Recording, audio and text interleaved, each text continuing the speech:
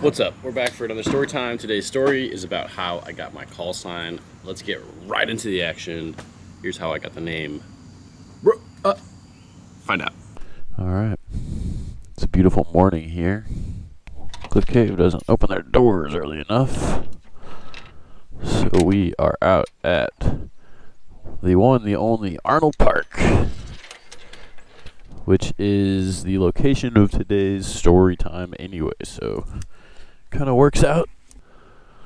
You can see the windsock not moving a bit. As you can see from the title, no medical, no training, no license. Nothing is required, which is what's beautiful about this sport. I got into this sport because of a friend. Shout out Trey. One big old nasty fish on Instagram.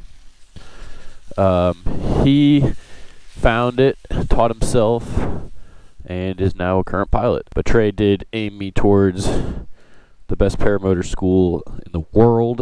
So definitely check Aviator PPG out. Check out the Aviator Show on YouTube. You'll see some of your boy in there. Of course, Kelly.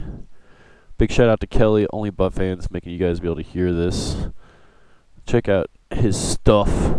He's got the best comms in the game. No doubt. If you like to listen to music, comms, or talk to your friends, or even take FaceTimes or business calls while you're in the air, check out Only Butt Fans. He'll hook you up.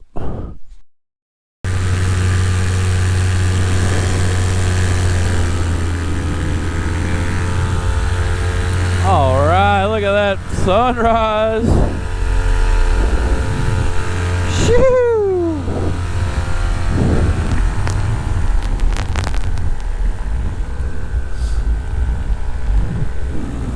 Beautiful. All right. This is a good look at the LZ down here.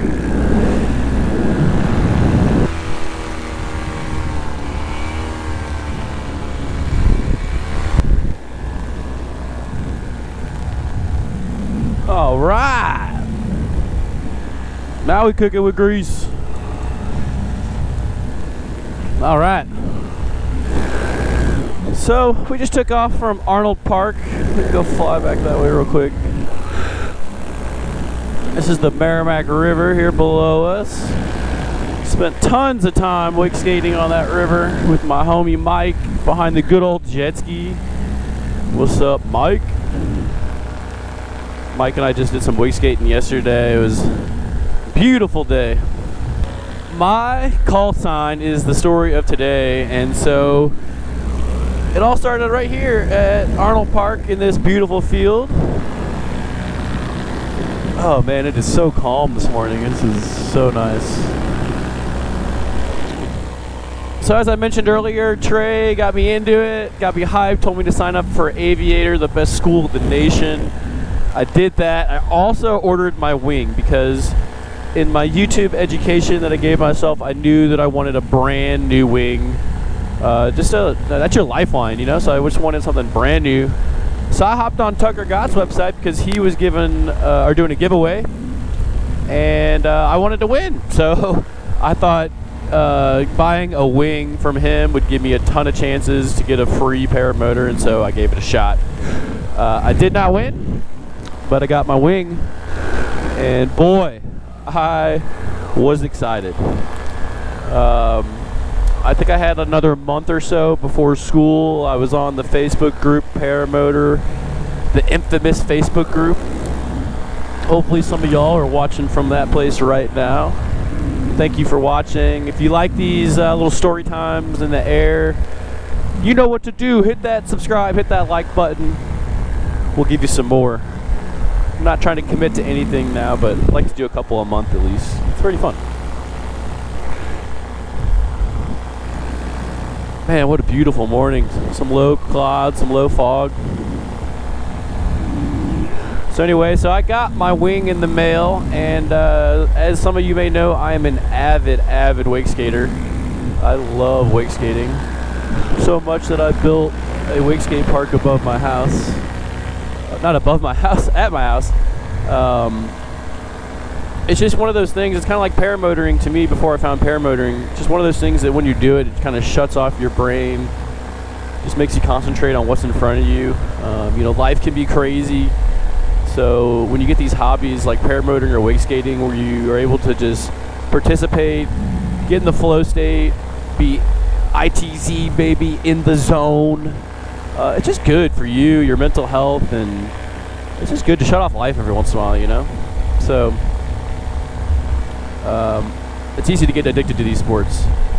But in wake skating we do a lot of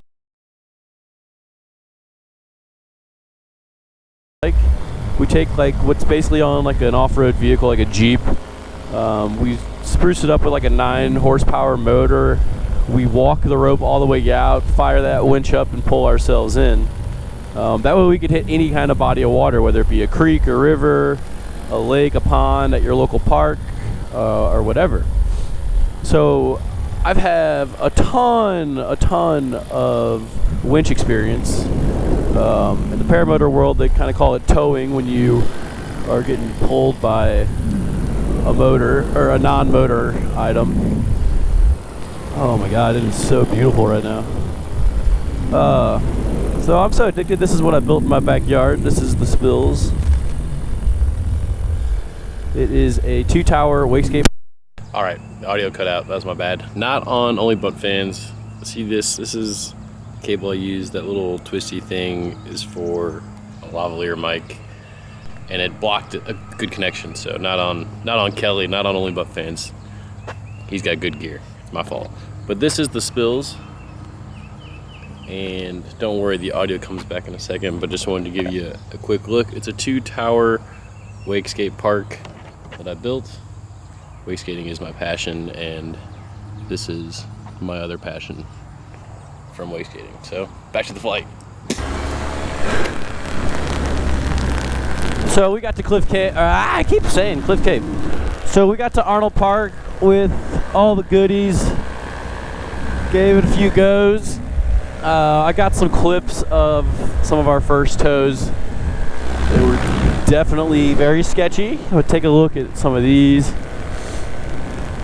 You know, I did not know what I was doing on the paramotor free fly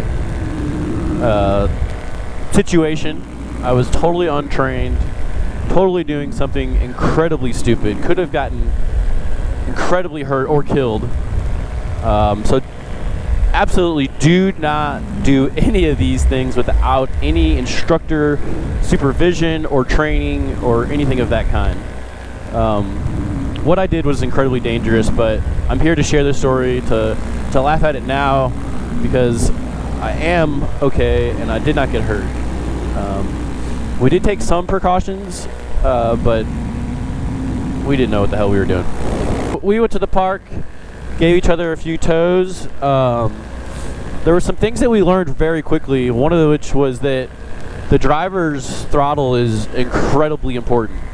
If you let off the throttle hard, you're going to put the paraglider into a full forward to back oscillation, which is super dangerous and can cause collapses or any other kinds of not good things.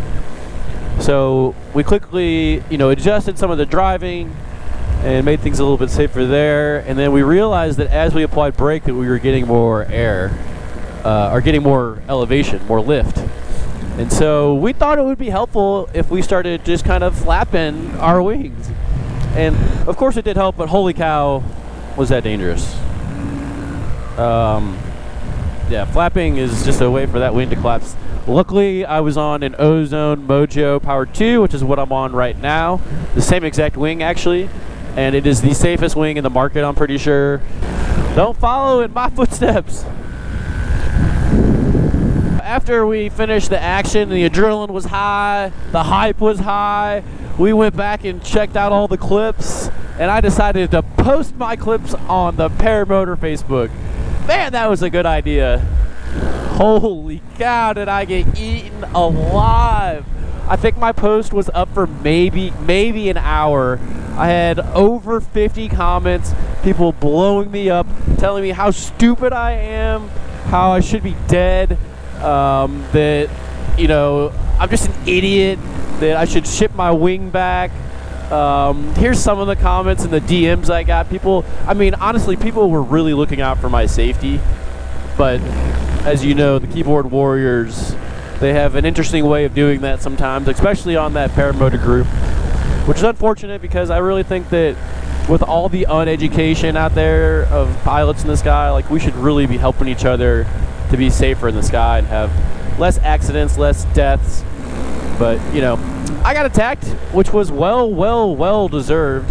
I quickly deleted my post, but I guess it got shared enough in the paramotor community that it got, in the eyes of the instructors at Aviator, which, mind you, I was already signed up for school and like less than a month away from. And so one of the main instructors there, Jake, saw this clip and went over to Brennan, who's one of my Wakeskate homies, who's a videographer there at the school, and showed him. He goes, "Dude, look at this. One of our students is already towing," like in a very concerned voice.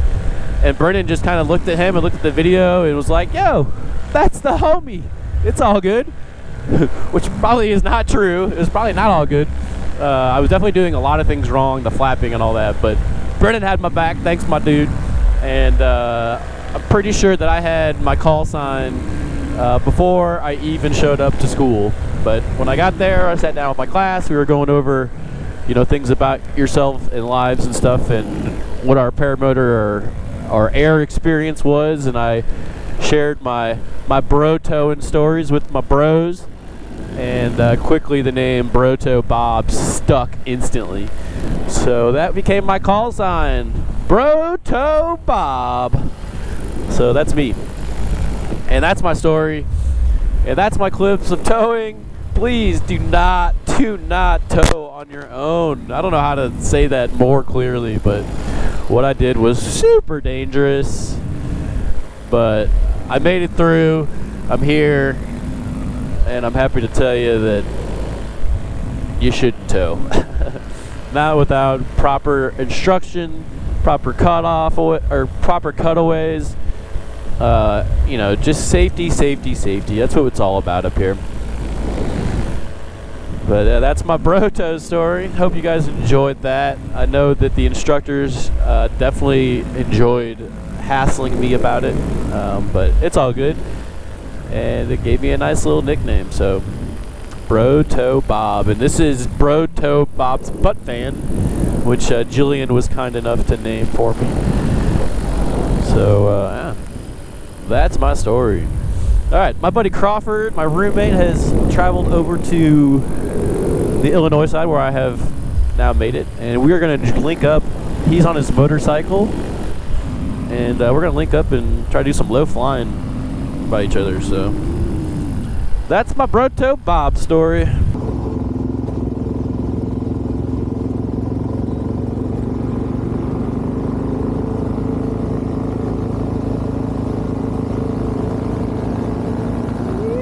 And that's the story of how I got my call sign, Broto Bob.